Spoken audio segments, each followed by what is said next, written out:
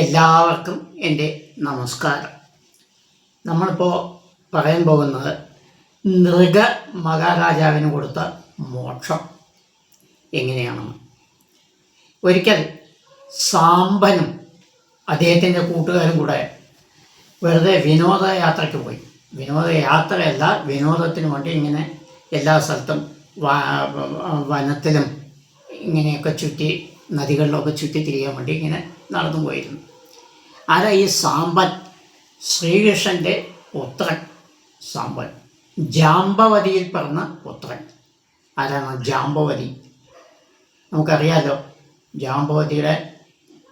ജാമ്പവതിയെ ശ്രീകൃഷ്ണൻ സാമന്തകമണിക്ക് കണ്ടുപിടിക്കാൻ പോയ സമയത്ത് ജാമ്പവാനുമായി യുദ്ധം നടന്നു. അവിടെ ജാമ്പവാൻ്റെ പുത്രിയായ ജാമ്പവതിയെ വിവാഹം കഴിച്ചു കൊടുത്തു. അതിലുണ്ടായ പുത്രനാണ് ഈ സാമ്പൻ. ഈ സാമ്പനും കൂട്ടുകാരും കൂടെ ഇങ്ങനെ യാത്ര ചെയ്യുന്ന സമയത്ത് കുറേ ഉല്ലസിച്ച് കളിച്ചുകൊണ്ട് നടന്നു. ഉച്ചയായ സമയത്ത് ഭയങ്കര ദാഹവും വിശപ്പും വന്നു.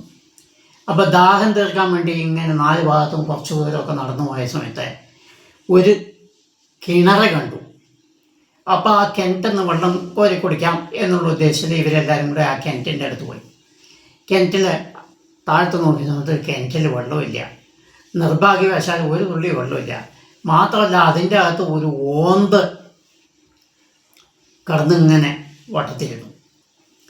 അപ്പോൾ ഇത് കണ്ട സമയത്ത് ഇവർക്ക് സാമ്പന് മനസ്സിൽ ഒരു കഷ്ടം തോന്നി. ഇതിനെ എങ്ങനെയെങ്കിലും രക്ഷപ്പെടുത്തണം എന്നുദ്ദേശിച്ച് കയറിട്ട് നോക്കി. അപ്പം ഈ ഓന്ത് കിണറ്റിൻ്റെ ചുറ്റും വട്ടത്തിരിയായിരുന്നു. ഭയന്നിട്ട്. സ്വാഭാവികമാണല്ലോ, ഒരു കൃമിയെ നമ്മൾ തൊടാൻ പോയാൽ അത് പേടിച്ച് രക്ഷിക്കാനൊന്നും അതിന് അത്രയ്ക്കുള്ള ബുദ്ധിയൊന്നും ഇല്ലല്ലോ. അത് അങ്ങോട്ട് പോകും ഇങ്ങോട്ട് പോകും. കയറിട്ട് നോക്കി. ഒടുവിൽ തുണി കെട്ടി താഴത്തിട്ടു. അതിൽ കയറുമോ നോക്കി, അതിലും കയറിയില്ല. അപ്പോൾ അവർ തിരിച്ചു പോയി. അപ്പോൾ ഇദ്ദേഹത്തിന് മനസ്സിൽ ഇത് തന്നെ ഉണ്ടായിരുന്നു, ഈ ഓന്തിനെ എങ്ങനെയെങ്കിലും രക്ഷപ്പെടുത്തേണ്ടിയിരുന്നല്ലോ ഈശ്വര എന്ന്. അങ്ങനെ പോയി ശ്രീകൃഷ്ണനോട് അച്ഛനോട് പറഞ്ഞു, അച്ഛൻ അങ്ങനെ ഒരു ഓന്തിനെ കണ്ടു ഞങ്ങൾ, അതുകൊണ്ട് അതിനെ എങ്ങനെയെങ്കിലും രക്ഷപ്പെടുത്തിയാൽ കൊള്ളാമെന്നുണ്ട്. അത് ഇങ്ങനെ കിണറ്റിൽ കിടന്ന് വട്ടത്തിരിക്കും. അപ്പോൾ കൃഷ്ണൻ പറഞ്ഞു, ശരി നമുക്ക് നോക്കാം എന്ന് പറഞ്ഞ് അദ്ദേഹം ഇവരുടെ കൂടെ പോയി. അദ്ദേഹത്തിന് അറിയാത്തതാണോ അതൊക്കെ? എല്ലാം മായ കൊണ്ട് സൃഷ്ടിക്കുകയാണ്, നിമിത്തങ്ങളാക്കണം മാത്രം. പോയ സമയത്ത് അതിൻ്റെ അകത്തൊരു ഓന്ത് കിടന്നു. കൃഷ്ണഭഗവാൻ എന്ത് ചെയ്തു? ഉടനെ തൻ്റെ വലത് കൈ കിണറ്റിലേക്ക് ഇട്ടു. അപ്പോൾ ആ കൈ നീണ്ട് പോയി കിണറ്റിൻ്റെ അറ്റം വരയ്ക്കും നീണ്ട്. മാത്രമല്ല, കൈ ഇങ്ങനെ നല്ലോണം വലുതായി. അപ്പോൾ ആ കിണറ്റിൻ്റെ വട്ടം എത്രയുണ്ടോ അത്രയും വട്ടം ഈ കൈയും വലുതായി. അപ്പോൾ ഈ ഓന്തിന് സുഖമായി കയറാം. കാരണം ഏത് ഭാഗത്ത് വട്ടം തിരിഞ്ഞാലും ഇദ്ദേഹത്തിൻ്റെ കൈയാണ്. കയ്യിൽ കൂടെ കയറി വന്ന് ഭഗവാൻ താഴത്തിട്ട സമയത്ത് ഉടനെ ആ ഓന്തിൻ്റെ രൂപം പോയി. ഒരു സുന്ദരനായ ഒരു രാജാവിൻ്റെ രൂപം വന്നു. അദ്ദേഹം ഉടനെ കൈ കൊടുത്തു ഭഗവാനെ തൊഴുതു. നിങ്ങൾ എന്നെ രക്ഷിച്ചതിന് നന്ദി പറഞ്ഞു. അപ്പോൾ ശ്രീകൃഷ്ണ ഭഗവാൻ ചോദിച്ചു, നീ ആരാണ്? എന്താണ് ഈ ശാപത്തിന് കാരണം എന്ന് പറഞ്ഞു. അപ്പോൾ അദ്ദേഹം പറഞ്ഞു, ഭഗവാനെ, സൃഷ്ടി സ്ഥിതി സംഹാരം എല്ലാം ചെയ്യുന്നത് താങ്കളാണ്. താങ്കൾക്ക് അറിയാത്തതൊന്നും അല്ല ഇത്. പക്ഷേ എന്നോട് ചോദിച്ചത് കാരണം ഞാൻ പറയാം. സൂര്യവംശ സ്ഥാപകനായ ഇക്ഷ്വാകുവിൻ്റെ സഹോദരനാണ്. അതായത് സഹോദരൻ പറഞ്ഞ ജ്യേഷ്ഠനോ ആവും അനുജനോ ആവും. ഇവിടെ അനുജനാണ് ഞാൻ. ഇക്ഷ്വാകുവിൻ്റെ അനുജനാണ് സൂര്യവംശത്തിൽ പറഞ്ഞത്. ഞാൻ വലിയ ദാനശീലനായിരുന്നു. ഒരുപാട് ദാനങ്ങൾ ചെയ്തു. പ്രഭാതം മുതൽ പ്രദോഷം വരെ ദാനങ്ങളായിരുന്നു. അത് ഏറ്റവും പ്രധാനം പശുദാനമായിരുന്നു. ആരെന്ത് വന്ന് ചോദിച്ചാലും ഞാൻ കൊടുക്കാതിരിക്കില്ല. അങ്ങനെ ഒരു സ്വഭാവകരനായ രാജാവായിരുന്നു. എൻ്റെ പേര് എല്ലാവർക്കും അറിയാമായിരുന്നു. ദിവസവും 1000 പശുവിനെങ്കിലും ഞാൻ കൊടുത്തിരുന്നു ദാനം, പശുദാനം. ബ്രാഹ്മണർക്ക് കൊടുത്തിരുന്നു. ഇവിടെ വളരെ ശ്രദ്ധിക്കണം കേട്ടോ. ഈ കഥയുടെ ഉൽപ്പത്തിയുടെയും അവസാനത്തിൻ്റെയും ഇതാണ് ഏറ്റവും. ബ്രാഹ്മണർക്ക് ഞാൻ കൊടുത്തിരുന്നു. അവരെല്ലാം സന്തോഷിപ്പോയിക്കൊണ്ടിരുന്നു. അങ്ങനെ ഇരിക്കുന്ന കാലത്ത് ഒരു ദിവസം ഒരു ബ്രാഹ്മണന് ഞാൻ സാധാരണ പോലെ പ്രഭാത വന്ദനം എല്ലാം കഴിഞ്ഞ ശേഷം ഒരു പശുവിനെ ദാനം കൊടുത്തു. അപ്പോൾ ദാനം ഏത് പശുവിനെ കൊടുക്കുന്നു, എങ്ങനെ പശുവിനെ കൊടുക്കുന്നു എന്നൊന്നും എനിക്കറിയില്ല. ഞാൻ ഒരു പശുവിനെ കൊണ്ടുവരുമ്പോൾ പറഞ്ഞ് എൻ്റെ മന്ത്രിമാരോട് പറയും, തൊഴുത്തിൽ ധാരാളം പശുക്കളുണ്ട്, അതൊന്നും ഒരു പശുവിനെ കൊണ്ടുവരും, ഞാനത് ദാനം കൊടുക്കും, ഇവർക്ക് കുറച്ച് ദാനവും കൊടുക്കും, ഇവർ സന്തോഷത്തോടു കൂടി മടങ്ങിപ്പോകും. ഇതാണ് പതിവ്. അതുപോലെ ഞാൻ ദാനം കൊടുത്തു. ആ ബ്രാഹ്മണൻ ആ പശുവിനെയും കൊണ്ട് സന്തോഷത്തോടു കൂടി പോയി. തൻ്റെ തൊഴുത്തിൽ കെട്ടി. ബ്രാഹ്മണൻ തൻ്റെ തൊഴുത്തിൽ ഈ പശുവിനെ കെട്ടി. രാത്രിയായപ്പോൾ എന്ത് സംഭവിച്ചു? ഈ പശു കയറ് പൊട്ടിച്ച് എൻ്റെ രാജധാനിയിലെ തൊഴുത്തിൽ വന്നു നിന്നു. അതിന് ഒരു ചെറിയ കാരണം കൂടി ഉണ്ടായിരുന്നു. ഈ പശു പ്രസവിച്ച പശുവാണ്. അപ്പോൾ അതിൻ്റെ കുട്ടി ഇവിടെയാണ്. തൻ്റെ കുട്ടിക്ക് പാല് കൊടുക്കണം എന്നുള്ള ഉദ്ദേശത്തിലാണ് അത് ചാടി ഇവിടെ വന്നിരിക്കുന്നത്. ഇതിപ്പോൾ ഇതൊന്നും എനിക്കറിയില്ലായിരുന്നു. നൃഗൻ പറഞ്ഞതാണ് കേട്ടോ. എനിക്കറിയില്ല പറഞ്ഞ ഞാനല്ല, സൂക്ഷിച്ചോളൂ കേട്ടോളൂ. നൃഗൻ മഹാരാജാവ് ഭീഷ്മനോട് പറഞ്ഞാണ്. ഇത് കഥയൊന്നും എനിക്കറിയില്ല. പശു അവിടെ വന്നു. ബ്രാഹ്മണൻ എല്ലാ സ്ഥലത്തും അന്വേഷിച്ചു. രാവിലെ ഒന്നും കണ്ടില്ല. ഓ, നഷ്ടപ്പെട്ടിരിക്കും എന്ന് വിചാരിച്ച് അങ്ങനെ ഇരിക്കുകയായിരുന്നു. 2 ദിവസം കഴിഞ്ഞ സമയത്ത് സാധാരണ പോലെ ഒരു ബ്രാഹ്മണന് ഞാൻ ഒരു പശുവിനെ ദാനം കൊടുത്തു. ഈ രണ്ടാമത് കൊടുത്ത ബ്രാഹ്മണൻ ഈ പശുവിനെയും കൊണ്ട് പോകുന്ന സമയത്ത് നിർഭാഗ്യവശാൽ ആദ്യം ദാനം വാങ്ങിയ ബ്രാഹ്മണൻ ഇത് കാണാനിടയായി.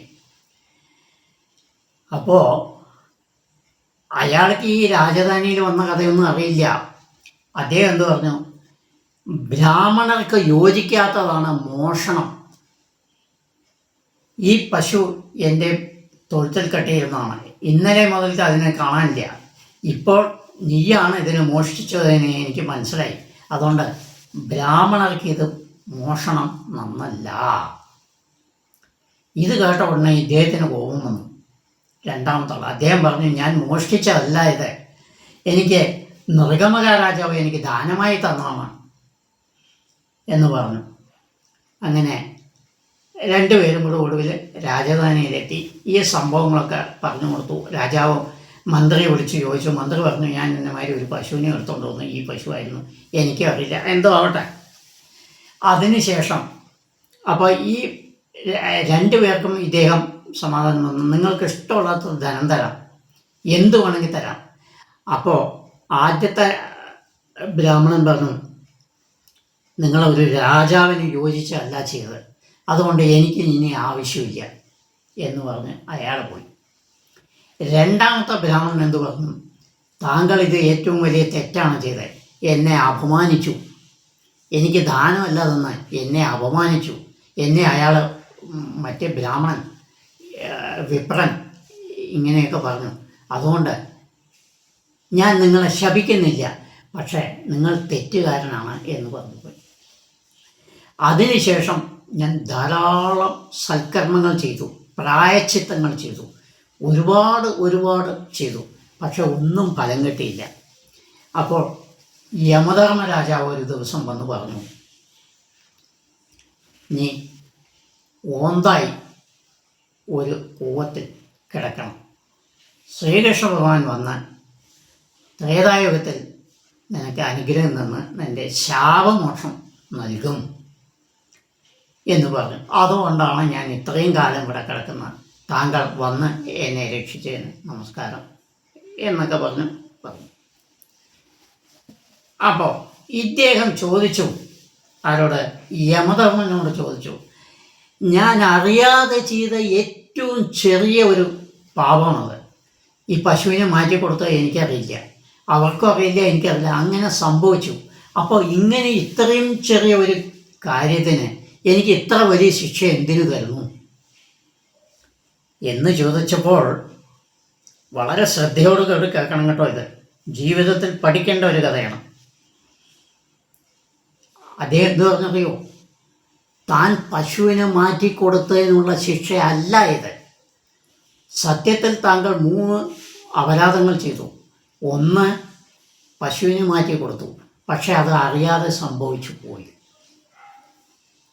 രണ്ടാമത്, ഒരു വിപ്രനെ അപമാനിച്ചു. തൻ്റെ കാരണം ഒരു വിപ്രൻ അപമാനിക്കപ്പെട്ടു. മറ്റേ വിപ്രൻ ആദ്യത്തെ ആളെ, രണ്ടാമത്തെ ആളെ ഒന്നും പറഞ്ഞില്ലായിരുന്നെങ്കിൽ ആ പാപം തന്നെ ബാധിക്കില്ലായിരുന്നു. പക്ഷെ അദ്ദേഹം ഇവനെ കള്ളൻ എന്ന് പറഞ്ഞ് അപമാനിച്ചു.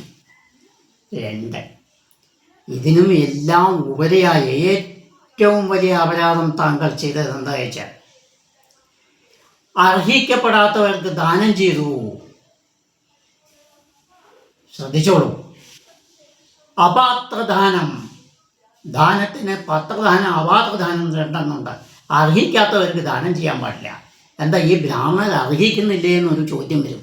അർഹിക്കുന്നുണ്ട്, തീർച്ചയായും അർഹിക്കുന്നുണ്ട്. പക്ഷേ ബ്രാഹ്മണർക്ക് മാത്രമേ താൻ കൊടുത്തുള്ളൂ. അവിടെയാണ് പ്രാധാന്യം. കാരണം എന്താണ്, നിങ്ങളൊരു രാജാവാണ്. രാജധർമ്മം അവിടെ ഖണ്ഡിക്കപ്പെട്ടു. രാജാവിൻ്റെ ധർമ്മം എന്താണ്, പ്രജകളെ എല്ലാവരും ഒരുപോലെ നോക്കണം, ഒരേ കണ്ണോട് കൂടി നോക്കണം. താഴ്ന്നവനും ഉണ്ടാവും, മുകളിലുള്ളവനും ഉണ്ടാവും, സാമ്പത്തിക ശേഷിയില്ലാത്തവനും ഉണ്ടാവും, ഉള്ളവനും ഉണ്ടാവും. അപ്പം ആർക്ക് എങ്ങനെ ദാനം കൊടുക്കണം എന്നത് താങ്കൾ ശ്രദ്ധിച്ചില്ല. മനസ്സിലായോ? രാജധർമ്മം അവിടെ ലംഘിക്കപ്പെട്ടു. എല്ലാവരെയും, പ്രജകളെ ഒരേ കണ്ണുകൂടി താങ്കൾ കാണണം. ഇവിടെ താങ്കൾ ചെയ്തതെന്താണ്, ബ്രാഹ്മണരെ മാത്രം കണ്ടു, ബാക്കി ആരെയും ശ്രദ്ധിച്ചില്ല. എത്രയോ ആളുകളുണ്ട് ഒന്നുമില്ലാത്തവർ, അവരെ ഒന്നും നിങ്ങൾ കണ്ടില്ല. ഈ ബ്രാഹ്മണന് മാത്രം ഇത് കൊടുത്തുകൊണ്ട് പുണ്യവാനാവുന്നുള്ള ധാരണയാണ് നിങ്ങൾക്ക് തെറ്റിയത്. ബ്രാഹ്മണർക്ക് ദാനം കൊടുത്തുകൊണ്ട് തെറ്റല്ല, പുണ്യം തന്നെയാണ്. പക്ഷേ രാജാവിന് അത് ചെയ്യാൻ പാടില്ല. രാജാവ് രാജധർമ്മം എല്ലാ പ്രജകളെയും ഒരേ ദൃഷ്ടിയോടുകൂടി കാണണം. നിങ്ങളത് കണ്ടില്ല എന്ന് പറഞ്ഞ് അദ്ദേഹത്തിന് പറഞ്ഞു. അപ്പോൾ ഇതാണ് കാരണം. അപ്പോൾ ദാനത്തിൽ പലവിധമുണ്ട്. നമ്മൾ വാരിക്കോരി ദാനം കൊടുത്തുകൊണ്ട് കാര്യമില്ല. ഒരു ലക്ഷപ്രഭുവാണ്, അയാൾക്ക് ഇഷ്ടം പോലെ നിങ്ങൾ വാരി കൊടുക്കുന്നു, പ്രയോജനമില്ല. ഇത് ഭഗവാൻ ഇവിടെ മാത്രമല്ല പറഞ്ഞിരിക്കുന്നത് കേട്ടോ. വൃന്ദാവനത്തിൽ കുട്ടിയായിരിക്കുന്ന സമയത്ത് ഒരു പ്രാവശ്യം പറഞ്ഞിട്ടുണ്ട്. ആ കഥ ഞാൻ പറഞ്ഞില്ല. ഈ കഥ ആദ്യം പറയാൻ കാരണം ഇതിന് കുറച്ചുകൂടി പ്രാധാന്യമുണ്ട്. ഇതേമാതിരി വൃന്ദാവനത്തിൽ കുട്ടിയായിരിക്കുന്ന സമയത്ത് ഒരു സംഭവം ഉണ്ടായി, അതും പറയാം. ഇനി ഒന്നുകൂടിയും വരുന്നുണ്ട്, വിപ്രപൂജ വരുന്നുണ്ട്. രാജാവിനെയും വിപ്രനെയും കാണുന്ന ഭഗവാൻ കാണുന്നുണ്ട്. അത് നാളെ പറയാം. ഇത് 3 കൂടി കമ്പയർ ചെയ്ത് നിങ്ങൾ സ്വയം തീരുമാനിച്ചോളൂ, നല്ലതേതാണ് ചീത്തയാണെന്നാണ്. അപ്പോൾ നമ്മൾ ഈ വെറുതെ കഥകൾ കേട്ടതുകൊണ്ട് കാര്യമായില്ല, അതിൻ്റെ സാരം കൂടി മനസ്സിലാക്കണം. അതാണ് സത്യം. അപ്പോൾ എൻ്റെ അച്ഛൻ എപ്പോഴും, എൻ്റെ എല്ലാ ദൈവവും എൻ്റെ അമ്മയും അച്ഛനുമാണ്. അച്ഛൻ എപ്പോഴും പറയാറുണ്ട്, ദുഷ്പാത്രദാനേന ഫലം ദരിദ്രം എന്ന് എൻ്റെ അച്ഛൻ എൻ്റെ കുട്ടിക്കാലം മുതൽ തന്നെ ഈ കഥകളൊക്കെ പറഞ്ഞു തരുന്ന സമയത്ത് പറഞ്ഞു തരും. അപ്പോൾ ദുഷ്പാത്രദാനം, അപ്പോൾ അന്ന് എനിക്കറിയില്ല ഈ ദുഷ്പാത്രദാനം എന്ന് എന്താണ്. ഇതൊക്കെയാണ് ദുഷ്പാത്രദാനം.